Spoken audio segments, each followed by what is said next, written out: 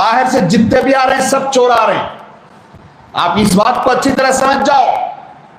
باہر سے جو بھی آ رہا ہے اپنا علاقہ چھوڑ کر وہ صرف کمانے کے لیے آتا ہے. معزز سامعین کرام، آج ایک بیان سنا کہ ایک عالم دین اپنے ممبر پر بیٹھ کر کے فرما رہے تھے کہ باہر کے علماء جو دوسرے علاقے سے دور دراز سے ہمارے یہاں پر آتے ہیں، وہ نماز پڑھانے نہیں، وہ دین پھیلانے نہیں، بلکہ وہ تمام کے تمام پیسے کمانے کے لیے آتے ہیں. سب چور ہوتے ہیں اور یہ لوگ خواہشات کے پیچھے آتے ہیں. اللہ اکبر کبیرہ. کیا یہ بات ایک عالم دین کے شایع نشان ہے؟ کیا یہ وہی لوگ نہیں کہ جنہوں نے تمہارے علاقے میں آ کر سال ہا سال محنت کی ہے، جنہوں نے بدعات کے اندھیرے کو علم کی روشنی سے ختم کیا ہے، جنہوں نے یہاں کی عوام کو سنت کا راستہ دکھایا ہے، اور جن کی محنت سے آج تمہاری مسجدیں آباد ہیں، تمہارے بچے حافظ و عالم بن رہے ہیں؟ کیا یہی صلہ ہے ان محسنین کا؟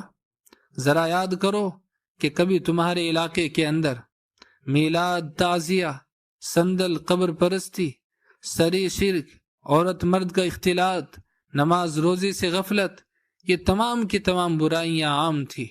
اور پھر کچھ علماء دور دراز علاقوں سے آپ کے علاقے میں آئے، کوئی دیوبند کی سرزمین سے، کوئی سہارنپور کی، کوئی مبارک پور کی، یا کوئی لکھنؤ یا کوئی اعظم گڑھ کی سرزمین سے یہاں پر آیا، اور یہاں پر آ کر کے انہوں نے محنتیں کی، اپنی جوانی، اپنی زندگیوں کو کھپایا.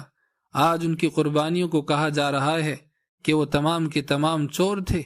باہر کے آنے والے علماء صرف پیسہ کمانے کے لیے آتے ہیں. اللہ تعالیٰ کا فرمان ہے، یا ایہا الذین آمنوا لا یسخر قوم من قوم عسى ان یکونوا خیرا منہم. اے ایمان والو، ایک قوم دوسری قوم کا مذاق نہ اڑائے، ممکن ہے وہ ان سے بہتر ہو. اور نبی کریم صلی اللہ علیہ وسلم نے ارشاد فرمایا کہ وہ ہم میں سے نہیں جو ہمارے بڑوں کی توقیر نہ کرے، چھوٹوں پر رحم نہ کرے، اور ہمارے عالم کا حق نہ پہچانے. ان علاقوں کی خواتین نے پردہ سیکھا، بچوں نے مکتب میں نماز سیکھی، مدرسے، مکاتب، حفظ کے ادارے قائم ہوئے. یہ سب انہی باہر کے آنے والے علماء کی محنت کا نتیجہ ہے. اور اب تو حال یہ ہے کہ جو عالم قرآن کی محنت کرے، سیرت کی دعوت دے، سنت کا چراغ لے کر گاؤں گاؤں گھومے، اسے چور کہا جا رہا ہے. یہ زبان تمہیں کہاں لے کر کے جائے گی؟ ایسی زبان سے نہ صرف علماء کی توہین ہوتی ہے بلکہ عوام دین سے متنفر ہوتے ہیں. میرے بھائیوں، اپنی ماضی کو نہ بھولو. اگر آج ہمارے اکابر اور ان کے وارثین تمہارے یہاں پر، تمہارے گاؤں، تمہارے دیہات اور تمہاری بستیوں کے اندر آ کر کے دعوت کا کام کر رہے ہیں اور دین کو پھیلا رہے ہیں، تو یہ ان کا احسان ہے، یہ ان کی چوری نہیں ہے. یہ جو آپ بات کہہ رہے ہیں، یہ تعصب کی بنا پر کہہ رہے ہیں یا حسد کی بنیاد پر کہہ رہے ہیں.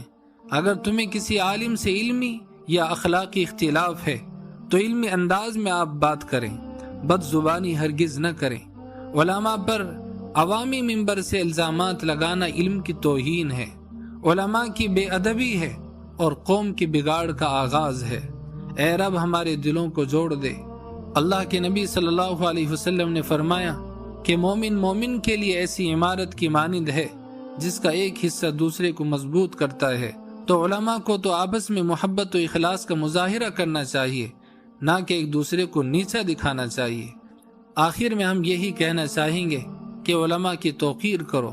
علماء خواہ کہاں سے آئے ہوں، اگر وہ حق لے کر کے آتے ہیں تو وہ ہمارے محسن ہیں، وہ ہمارے رہبر ہیں اور دین کے خادم ہیں.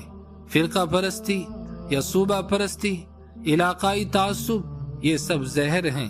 ہمیں علماء کے ہاتھوں میں ہاتھ دے کر دین کے راستے کو عام کرنا ہے، نہ کہ ان کے خلاف زہر اگلنا ہے.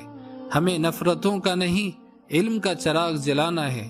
زبان سے نہیں، کردار سے امت کو جگانا ہے. نہ دیکھو یہ عالم کہاں سے آیا، دیکھو وہ قرآن کا پیغام کیسے لایا. دعا کریں اللہ تعالی ہم سب کو حق بات کہنے کی اور حق بات سمجھنے کی توفیق مرحمت